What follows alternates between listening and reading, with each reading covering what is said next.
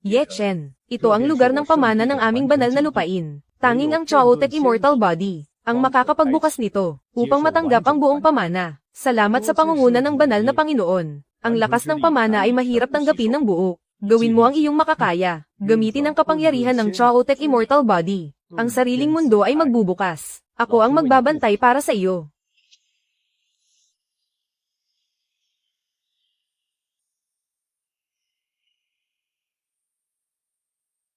Ang muling pagbangon ng banal na lugar. Malapit nang maganap. Napakakapal ng enerhiya ng Chaotic Origin.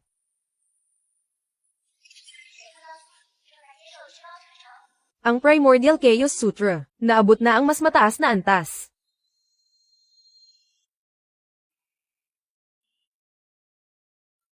Ama. Ang Panginoon, talagang dinala niya si Ye Chen sa lugar ng pamana. Nakapunta na sila. Han Gru, paano naman ako? Nagprakti ako ng halos 100 taon para sa banal na lugar. Ako ang tao ng Taichu Sacred Land. Bakit pagbalik niya? Siya agad ang tatanggap ng pamana. Tumahimik ka. Ay. Siya ang direktang tagapagmana ng banal na babae. Katawan ng Chaos Immortal. Nagiging Diyos sa murang edad. Paano tayo makakapantay? Sino? Isang taong makakatulong sa inyo.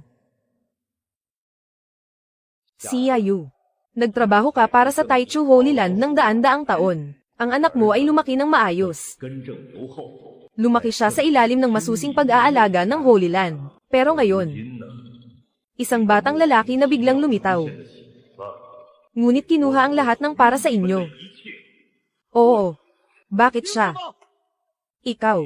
Sino ka ba talaga? Ano ang balak mo? Haha, mahalaga ba iyon? Ang mahalaga ay magagawa kitang Panginoon. At ang anak mo ay magiging anak ng Panginoon. Totoo. Ama, huwag palampasin ang pagkakataon. Talaga bang hahayaan mo si Ye Chen na umangat sa atin? Tayo.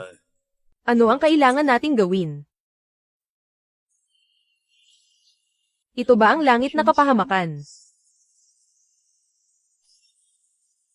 Medyo interesante rin.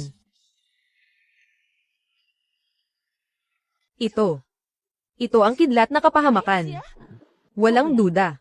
Ganito kalaki ang ulap ng kidlat, tiyak na ito ay isang malaking pagsubok. Hindi kaya ang binata ay ganap na nasipsip ang mana, at nais na agad pumasok sa antas ng pagsubok.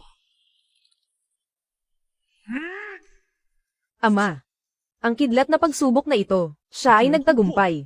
Elder Siayu, bakit ang pangit ng itsura mo? May sakit ka ba? Wala akong sakit.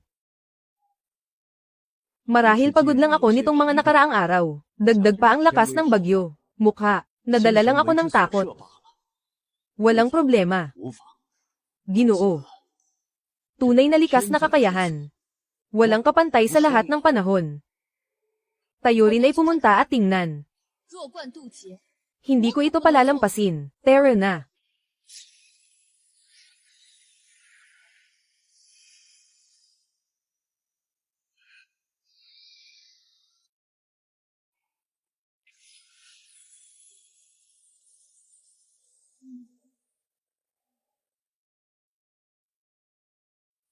Ito ang ganap na lakas ng pamana. Panahon ng pagsubok, sige. Ang dakilang lugar ng simula, talagang may kakayahan.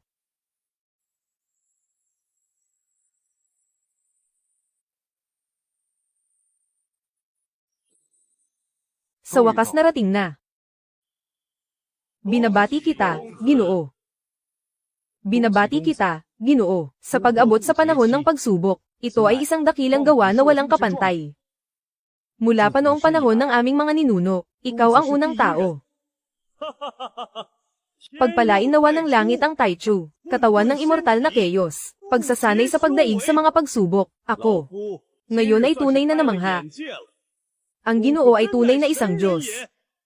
Sobra ang papuri ni Elder. Nagtagumpay si Ye Chen sa kabutihang palad, dahil sa yaman ng banal na lugar, at mga labi ng mga ninuno. Banal na Panginoon. Dahil natanggap na ng Ginoo ang kumpletong pamana. Dapat ba nating ihanda ang pag-upo ng banal na anak? Siya Yu, bakit nagbago ka ngayon? Ay, dati makitid ang aking pananaw. Oo, banal na Panginoon, ang prinsipe ay may katawan ng Chaotek Immortal. Natanggap na niya ng buo ang pamana. Talagang karapat dapat na siyang maging banal na anak. Sige. Ibigay ang utos ng banal na Panginoon. Ipahayag sa buong banal na lupain. Pagkatapos ng 3 araw, sa plaza ng pagtatanong sa landas, isagawa ang seremonya ng pagluklok ng banal na anak. Malugod na tinatanggap ang banal na anak, susundin ang utos ng banal na Panginoon. Malugod na tinatanggap ang banal na anak, nagbibigay liwanag sa simula.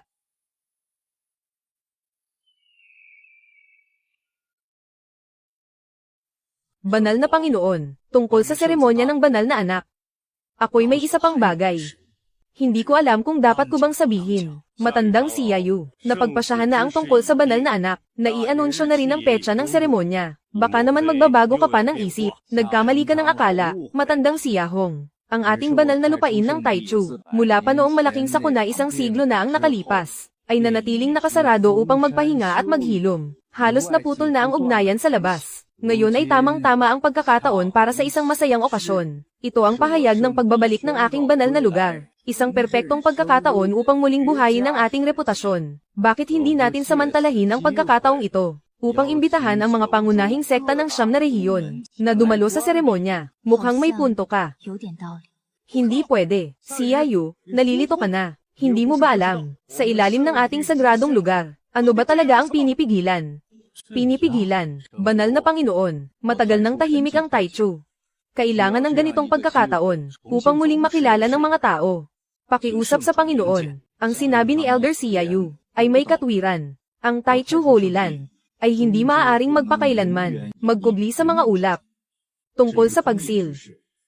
Ang pagbabalik ng banal na anak, ay ang tamang panahon upang muling itaguyod ang kapangyarihan. Sa ganitong masayang okasyon, ipagdiwang kasama ng buong mundo. Ito'y isang magandang pangyayari.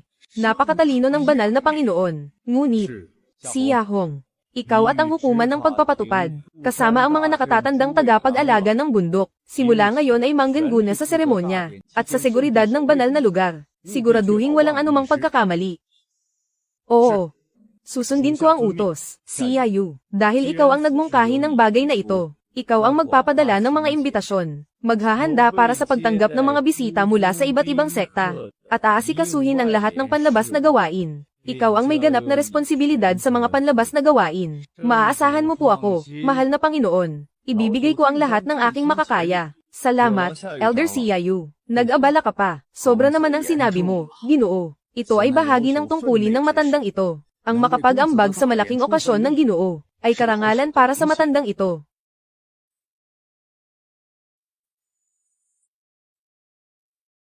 Ang dating pinuno ng sekta, at si Elder Baiyu ay hindi pinalad na masawi. Ito ay isang malaking dagok sa ating Shaoyang sect sa loob ng 100 taon. Ngayon, ang ating sekta ay muling bumabangon. May ilang bagay akong ipag-uutos. Elder Lee, simula ngayon, ikaw ang pansamantalang mamumuno sa Law Enforcement Hall, at muling ayusin ang mga alituntunin ng sekta. Linisin ang mga tamad na gawi. Masusunod, Elder Wang, ikaw ang bahala sa pag-inventory ng bodega. Palawakin ang kita, bawasan ang gastos. Unahin ang mga panloob na disipulo, at ang mga pangunahing mapagkukunan ng pagsasanay. Ito ang utos ng pinuno ng sekta.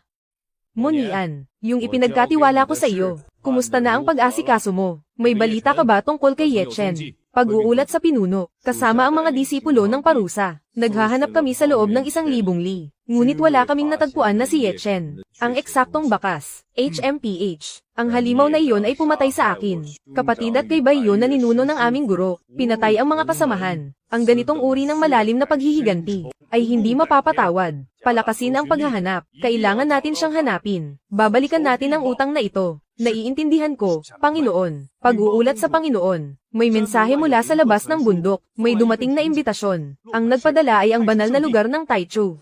Ano? Banal na lugar ng simula. Sa ganitong malaking okasyon, ang aming sekta ng Shaoyang ay dapat pumunta. Hindi lang pupunta, kundi dapat seryosohin. Maghanda agad ng malaking regalo. Ang pinuno ng aming sekta ay personal na. Pupunta sa banal na lugar ng simula upang bumati. Munian, Ikaw ang pinakabida sa mga kabataan ng ating sekta. Sumama ka sa akin. Sa pagpunta natin doon. Susunod po, guro.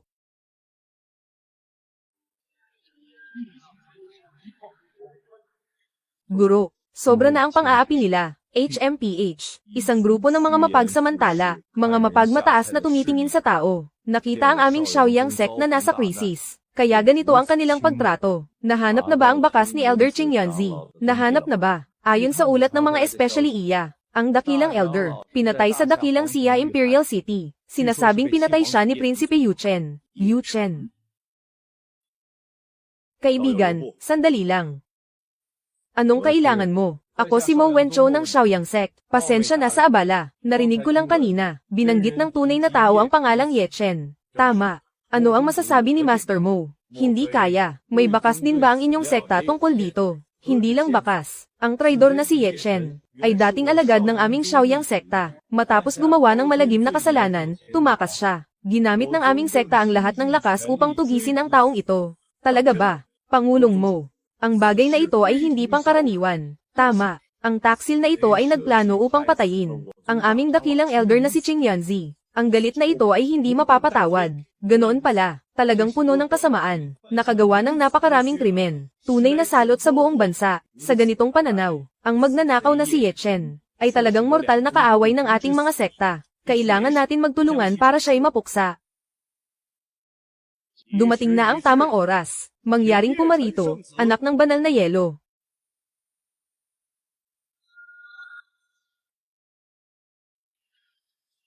Oo, siya nga. Ye Chen. Siya ba si Ye Chen? Siya ang pumatay sa ating dating pinuno, kasama ang nakatatandang Ye Chen. May mata ang langit. Sa wakas natagpuan ko na siya. Ano ang dahilan ng pagkataranta ni Mo Zongzu? Nakakawala ng dignidad ng sekta. Siya.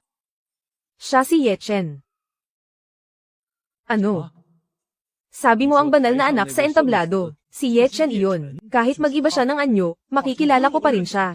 Banal na lugar ng Taichu. Ika-73 henerasyon ng banal na pinuno, si Xia Changfeng. Mahigpit na sumusunod sa sinaunang batas ng mga ninuno. Ngayon, ang anak ng banal na babae na si Xia Qingyi, si Ye Chen, ay may taglay na katawan ng immortal na chaos. Sa ganap na pagtanggap ng pinakamataas na pamana ng banal na lupain. May talento at kabutihan. Siya ang tunay na anak ng kapalaran. Ye Chen. Siya ang banal na anak ng aming Taichu Holy Land. Ang ika-74 na banal na anak. Sandali lang. Ang ganitong uri ng masamang tao. Paano ka naging karapat dapat na maging banal na anak? Walang galang. Sino ang nagkakalat ng kasinungalingan? Sa seremonya ng aking banal na lugar. Maging maingat sa iyong mga salita. Pinaparatangan mo ang banal na anak ng aking banal na lugar. Kaya mo bang panagutan ang kasalanang ito? Noong araw sa sekta ng Shaoyang. Ang aming pinuno at batang pinuno, ang aming nakatatandang tagapayo ay brutal na pinatay. At si Ye Chen ay biglang nawala, pati na rin ang aming punong tagapayo na si Qingyunzi. Siya rin ay pinatay niya.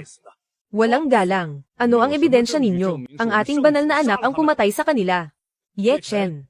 Naglalakas loob kang sabihin na ang aming pinuno ng sekta, at ang nakatataas na elder, ang pagkamatay ni Elder Qindian ng sekta ng Wangshan, ay walang kinalaman sa iyo. Ang galing mo talagang magbaliktad ng sitwasyon, Elder Mo. Oh, mali. Ngayon dapat kitang tawaging Panginoong Mo. Ang nangyari sa malaking bulwagan ng Shaoyang Sect noong araw na iyon. Talaga bang nakalimutan nyo na ng ganon kalinis? Huwag kang magsalita ng walang katotohanan. Kung ganoon, hayaan mong tulungan kita, Panginoong Mo. Naalalahanin, noong araw na iyon, ang Shaoyang Sect ay nagpakalat ng kasinungalingan tungkol sa akin at sinaktan ang mga kapatid. Inapi ang mga babaeng disipulo. Ang tunay na layunin ay upang magkaroon ng dahilan na kunin ang aking pinakamahalagang ugat. Ikaw ay nagbibintang. Kunin ang ugat. Sa ganitong malupit na paraan, tingnan mo si Mo Wencho. Mukhang totoo ito, tungkol sa inyong dakilang matanda ng Wangshan, Qingyanzi. Puno ng Qingshan. Ang bagay na ito tungkol kay Qingyanzi, nakita ko mismo. Gusto mo bang ulitin ko para sa iyo? Sino ka? Ako si Xia Wanyo, tagapangasiwa ng loob ng Taichu Holy Land. Noong araw na iyon, sa utos ng Holy Land, hinahanap ko ang dugo ng Holy Maiden. Nasa Daxia Imperial City ako. Sa oras na iyon, si Qingyanzi ay nagbabalak na patayin ang Holy Son. Ang Holy Son ay gamitin ang kanilang paraan laban sa kanila, kahit na sila'y may kasalanan. Hindi ikaw, Ye Chen, ang dapat pumatay. Mo Zongzu, Qingshan Zongzu. Ngayon, ay araw ng Taichu Holy Land. Seremonya ng pagluklok ng banal na anak. Maligayang pagdating sa lahat ng dumayo. Tinatanggap kayo ng aming banal na lupain. Ngunit, kung may sino mang magtatangkang manggulo, sa ilalim ng pangalan ng seremonya, at sisirain ang pangalan ng banal na anak, huwag niyo kaming sisihin, banal na lupain ng Taichu. Hindi na ako magpapakumbaba, mga disipulo ng hukuman ng batas, makinig. Kapag may nagsalita ng walang katuturan, at nanggulo sa seremonya, dakpin agad. Sumusunod sa utos, sariling sekta, gumawa ng hindi makatarungang bagay muna. Ngayon, naglakas loob pa silang manggulo sa banal na seremonya. Talagang kahihiyan ang kanilang inabot. Tama. Ano ba ang lugar ng Taichu Holy Land? Paano nila magagawang magwala dito? Mga kaibigan, ipagpatuloy ang seremonya.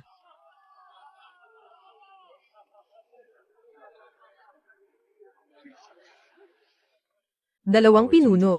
Ay, ang nangyari ngayon, talagang nakakalungkot. Elder Xiaoyu, kayo ang dapat magbigay ng hustisya para sa amin. Dalawang pinuno. Pamangkin mo Nian. Ang nangyari kanina, kitang-kita ko ang lahat. Si Ye Chen ay mahusay magsalita, binabaliktad ang katotohanan. Ang Panginoon at mga nakatatanda, lahat sila'y naniwala sa kanya. Elder Xiaoyu, pakiusap, si Ye Chen ay malinaw na, isang mandaraya, malupit at walang awa, tama. Kung hindi maaalis ang taong ito, hindi matatahimik ang katarungan. Naniniwala rin naman ako sa inyong sinasabi. Ngunit mahina ang aking impluensya. Baka hindi pakinggan ang aking salita, walang silbi. Ano ang dapat nating gawin? Hahayaan na lang ba natin ang magnanakaw na ito, na makaligtas sa batas, at manatiling mataas sa posisyon ng banal na anak? Elder Xiaoyu, ikaw ay iginagalang, tiyak na may paraan ka. Ano ang kailangan naming gawin? Sabihin niyo lang. Sa tingin ko, ang Panginoon ngayon, ay nalinlang ng katawan ni Ye Chen, at ng kanyang mga matatamis na salita, basta't mawala ang pinagmulan. Ang ibig niyong sabihin ay, kapag namatay si Ye Chen, ang katotohanan ay lalabas. Sa oras na iyon, madyay gising ang Panginoon, at tiyak na gagantimpalaan kayo ng husto, para sa pagtanggal ng salot sa banal na lugar. Ngunit si Ye Chen ngayon, ay nasa antas ng transcendence. Ang kanyang lakas ay hindi masusukat. Tayong tatlo, baka hindi natin siya kaya, hindi ninyo kailangang mag-alala. May paraan akong matutulungan kayo. Tingnan ninyo ang aking mga mata.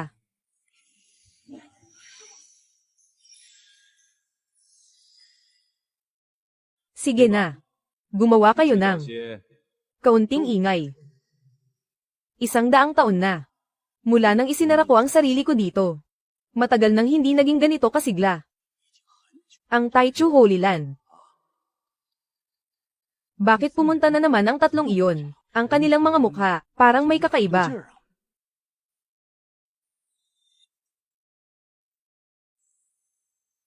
Harangin sila. Sila'y nababaliw. Naglalakas loob na kumilos sa banal na lugar ng Taichu. Hindi tama. Ang kanilang aura ay napakasama.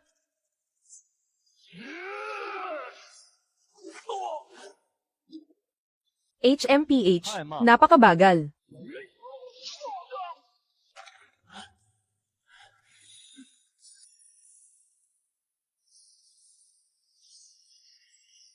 Walang kwenta.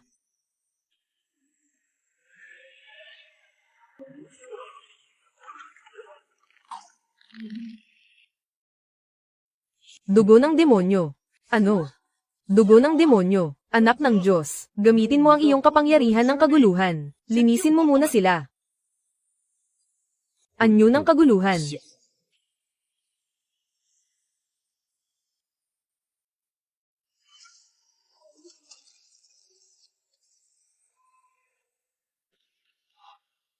Ako ito. Dugo ng demonyo, lumabas ka. HMM, santo ng tag-init. Matagal na tayong hindi nagkita . Ikaw nga. Ano ang ginawa mo kay Xiaoyu? Wala naman. Isa lang itong patas na kalakalan. Hiniram niya sa akin ang katawan. Tinupad ko ang kanyang hiling. Pareho lang tayong may kailangan. Paano ka nakatakas sa pagkakakulong? Noong panahon ng angkan ng Chang Shenggu, nakipag-alyansa sa akin ng Taichu Holy Land, para ikulong ka sa ilalim ng lupa. Walang kapintasan ang pagkakakulong na iyon. Walang kapintasan. Siya Changfeng. Napaka-inosente mo. Ilang daang taon na. Ang kapangyarihan ng selyo ay humihina sa paglipas ng panahon. At ang inyong Taichu Holy Land ay hindi na kasing lakas ng dati. Noong tumakas ako mula sa Upper Realm patungo rito, kayo ang nakialam.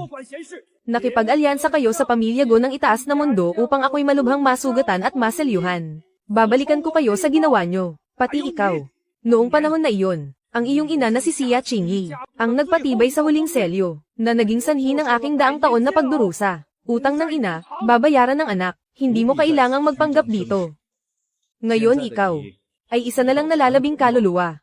Kaya nagtatago ka lang dito, sa katawan na ito, pilit na nabubuhay. Ikaw. Ano ngayon kung nalalabing kaluluwa ka? Katatapos ko lang sumipsip, ng lakas ng tatlo sa kanila. Sapat na ito para talunin kayo.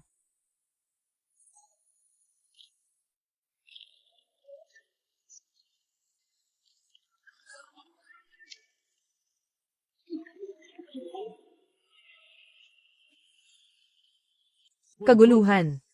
Paglikha ng mundo.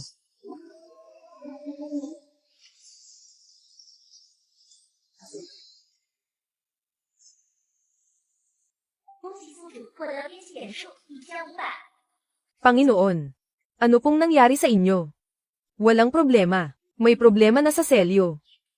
Nagpakita na ang katawan ng dugo demonyo. Baka hindi na magtatagal.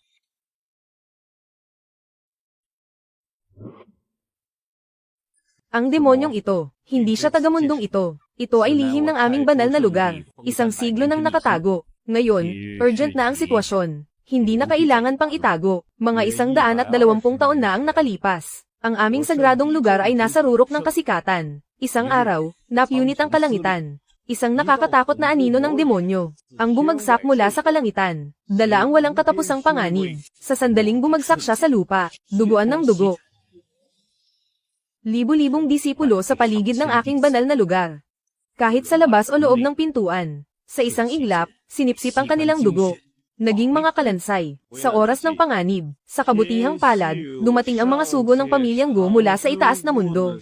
Upang magbantay sa kalangitan. Naramdaman ng demonyong enerhiya. Dumating upang tumulong. Ang sugo at ang iyong ina, ginamit ang lahat ng kanilang lakas. Upang magkasamang ay selyo ang demonyong dugo. Para mapanatili ang selyo, ang aming banal na lugar ay isinara sa loob ng isang siglo. Sugo ng pamilya Go, may naiwan bang paraan, o muling selyuhan ang demonyong ito?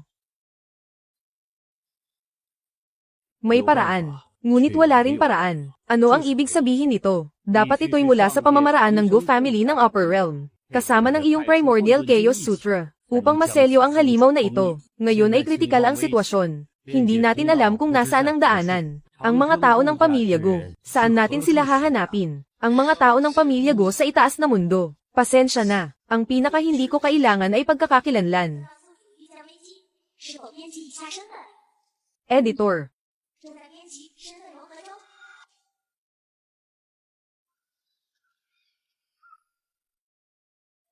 Panginoon, tingnan nyo, may kakaibang pangyayari sa kalangitan. Isang magandang tanda. Mabuti. Binabati kita, Panginoon. Maligayang bati, Panginoon. Nanganak na po si Ginang. Isang batang lalaki.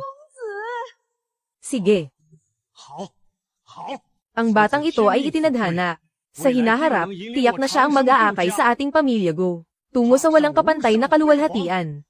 Ibigay ang utos ng pinuno ng pamilya. Ang batang ito ay bibigyan ng pangalang Ling Xiao. Simula ngayon, siya ay magiging bahagi ng ating pamilya Go. Ika-108 henerasyon ng banal na anak. Binabati kita, pinuno ng pamilya. Pagbati, banal na anak. Matalino ang pinuno ng pamilya. Magpakailanman ang kasaganaan ng pamilya Go.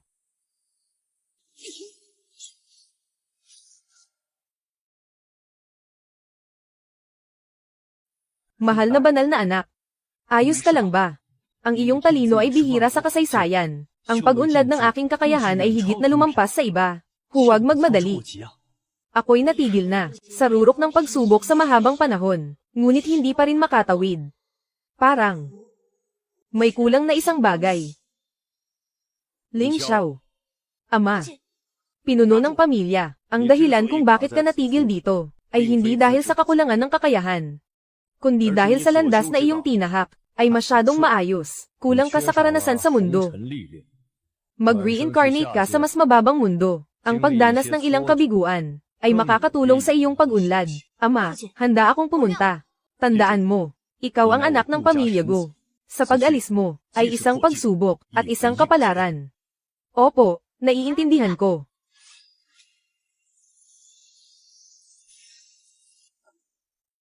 Paggalang sa anak ng Diyos, tahimik na maghintay sa pagbabalik ng anak ng Diyos.